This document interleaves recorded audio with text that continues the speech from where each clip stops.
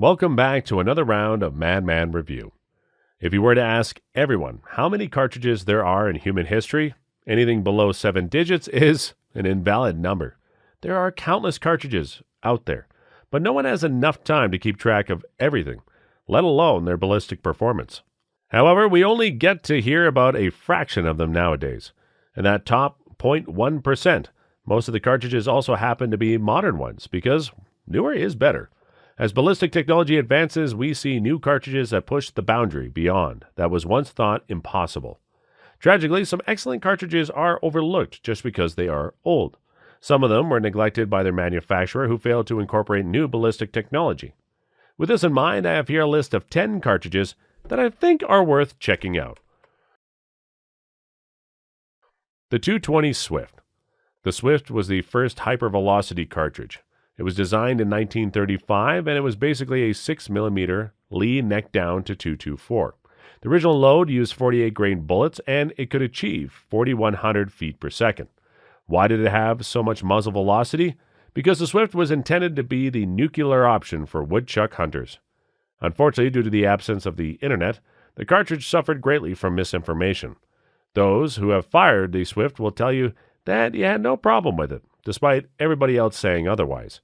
Keep in mind that there are not many factory loads out there, so the Swift is a hand-loading cartridge.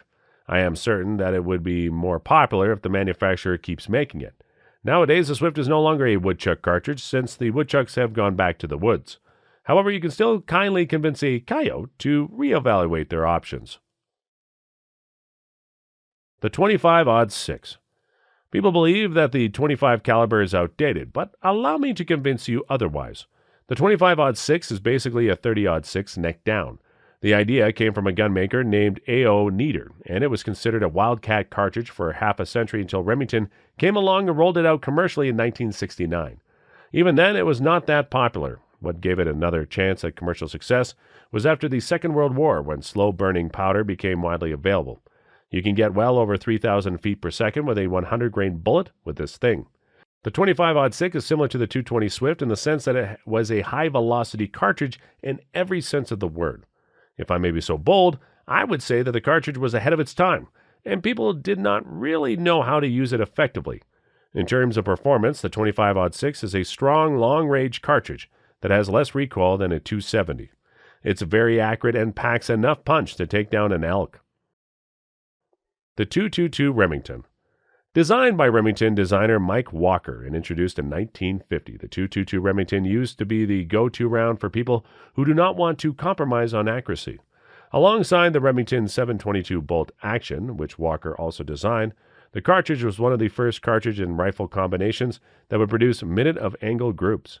The cartridge used a 50-grain bullet and can achieve 3,200 feet per second, and nothing has changed since.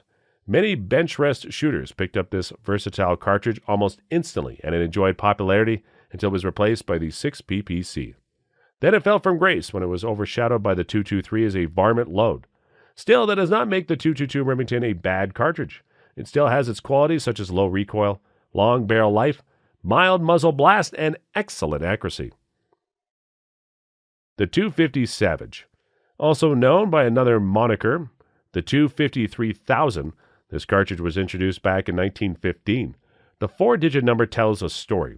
The 250 Savage was the first cartridge to break 3,000 feet per second. It achieved this feat by using an 87-grain bullet. It was introduced alongside the Model 99 Savage rifle, and they were all the rage back then.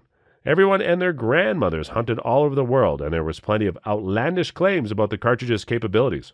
Sifting the hype aside, the 250 Savage is indeed an excellent cartridge for deer hunting. The recoil is light, but it can still push bullets with enough heft to do the job without breaking a sweat. Larry Kohler, yes, the great Larry Kohler, believed in the 250 Savage, and he was one of the best whitetail hunters on the planet. If the 250 Savage was good enough for him, it's probably good enough for you. If you can find a Model 99 Savage, especially one with a rotary magazine, get it. You will not regret your purchase. The 257 Roberts. The 257 Roberts is a 7x57 case necked down. Introduced by Remington in 1934, the cartridge was the brainchild of Major Ned Roberts. Some people also call this cartridge the 257 Bomb. In terms of performance, the 257 Roberts is more powerful than the 250, but it maintains the light recoil and rapport. The original load was unfortunate, to say the least. It was underpowered and used the dreadful round-nosed 117-grain bullet, which severely limited its effective range.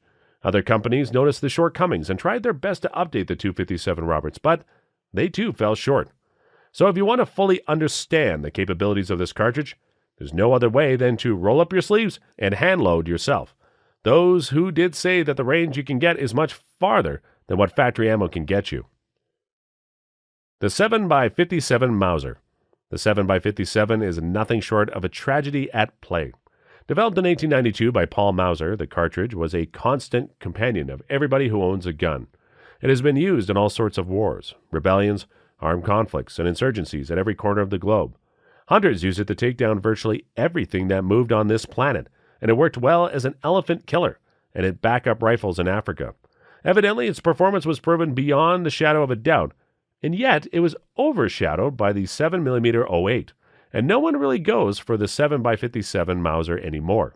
The most used load for the 7x57 is the one with 140-grain bullets, but 160-grainers also perform really well.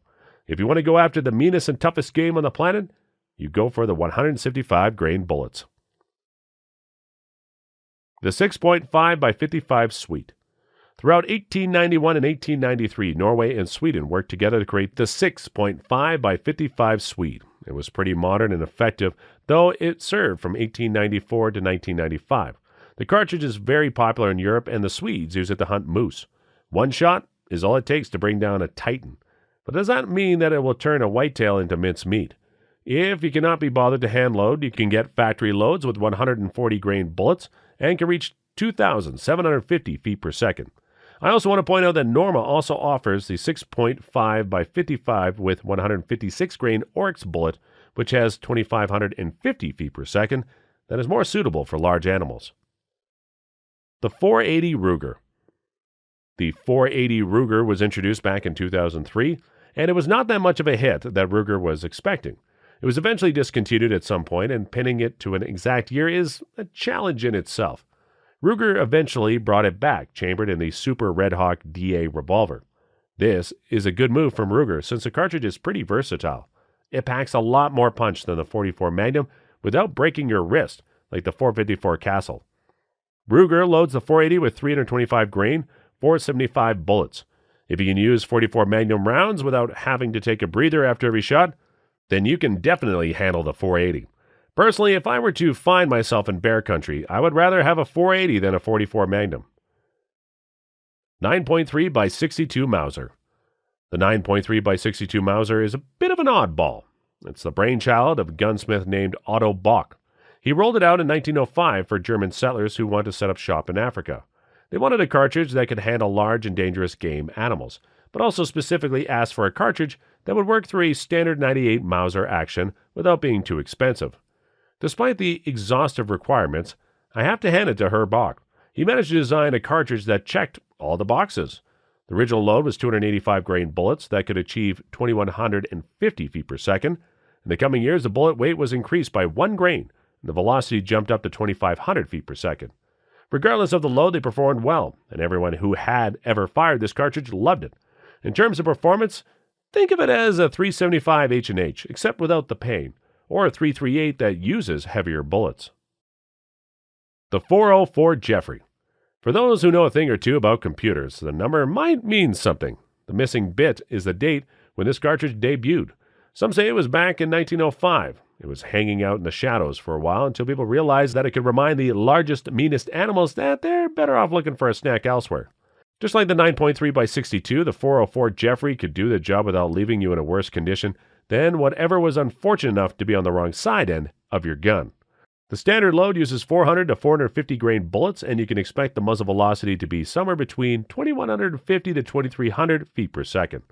The reemergence of this cartridge resulted in Kynapco, formerly Kinok, Norma, RWS, and Hornady to push out their factory loads into the market. And there you have it, folks. These are my top 10 picks of underrated cartridges. I highly recommend you try them out if you have the chance. Who knows? Maybe you'll find your new favorite cartridge when you're out hunting. Thank you so much for watching, and I'll see you again in the next episode.